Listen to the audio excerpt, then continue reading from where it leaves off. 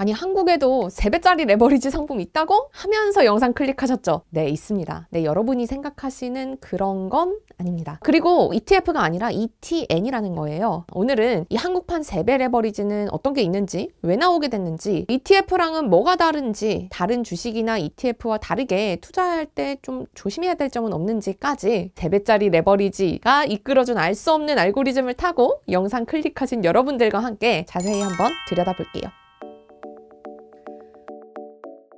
한국에서 3배 레버리지 상품이 나온 건 지난해 12월부터입니다. 주식창에 3하고 X, 3배라는 뜻이죠. 이렇게 쳐보시면 메리츠에서 한국국채 3년, 5년, 10년, 30년짜리 만기를 각각 정방향 3배짜리, 역방향, 그러니까 채권 가격이 떨어지면 수익이 나게 설계해서 이 만기마다 총 2개씩, 총 8개를 운용하고 있는 거를 보실 수 있습니다. 이거 하나하나 차근히 살펴볼게요. 일단 이 상품 우리가 원래 알던 ETF랑은 달라요. 끝에 ETN이라고 붙어있죠. 이 ETF랑 ETN은 거의 비슷하긴 한데 이 ETN이 시장 규모로 보나 출시 시기로 보나 ETF의 동생이라고 보시면 됩니다. 이 ETF, ETN 펀드와 노트, 이게 가장 다른 점은 누가 운용하느냐예요. ETF는요, 자산운용사가 운용합니다. 펀드 매니저들이 돈 굴려주는 그 자산운용사죠. ETN은요, 증권사가 운용합니다. 그래서 이 앞서 보여드린 상품명에서 메리츠 이렇게 적혀 있는 것도 우리가 뭐 존리 대표님 계셨던 메리츠 자산운용, 요게 아니라 메리츠 증권이 운용하는 ETN이다 라는 의미입니다. 아니 어디서 운용하든 똑같은 거 아니냐, 뭐가 다르냐 라고 하실 수 있는데 사실 비슷해요. 근데 결정적으로 이게 달라요. 뭐냐면 내가 ETF에 투자하면 운용사가 직접 주식을 사서 어딘가에 보관해 놓고 그 주식 가격이 움직이는 만큼 수익을 돌려드릴게요 라고 우리랑 약속을 하는 거예요. 그래서 운용사가 망하더라도 보관돼 있는 주식은 받을 수가 있겠죠. 그런데 ETN은 증권사가 그냥 주식 가격이 움직이는 만큼 수익을 돌려드릴게요 라고 약속만 하는 겁니다. 여기서 주식 샀는지 안 샀는지 이건 몰라요. 계약서만 있는 거예요. 그러니까 사실 평소에는 투자자 입장에서는 아니 주식만큼 수익이 나는 게 중요한 거지 실제 주식이 있는지 없는지는 상관이 없는 거죠. 그런데 만약에 증권사가 망한다 그렇다면 이 계약서는 휴지 조각이 되는 거고 그걸로 끝입니다. 그리고 상장 폐지도 좀 더 쉬워요. 일단 ETN은 ETN마다 만기가 정해져 있고요. 이 만기가 지나면 상장 폐지가 됩니다. 또 하루에 80% 이상 아래로 떨어진다든지 혹은 주당 1,000원 아래로 떨어지면 상장 폐지 사유가 돼서 사라집니다. 아니 그럴 일이 있냐고요? 네, 살다 보면 있더라고요.